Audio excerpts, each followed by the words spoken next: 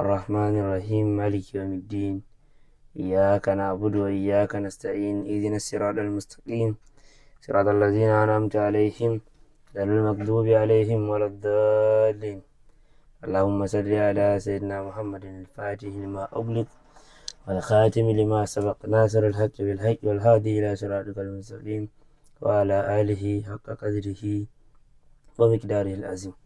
Assalamu alaikum wa rahmatullahi ta'ala barkatu yan uwa, muna muku barka da mu da wannan lokaci, muna kuma taya junan mu murna da Allah ya nuna mana farkon wannan watan Ramadan, wata mai falala da albarka.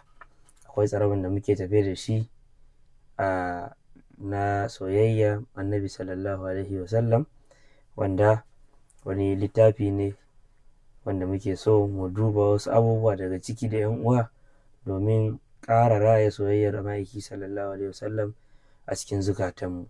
Suna wannan littafi Muhammadin sallallahu alaihi wasallam ka annaka tarahu, an fi sanin sada ka annaka tarahu.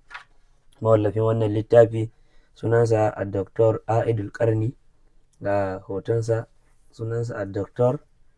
A'idul Qarni. Tarihinsa a taƙaice sunansa A'id bin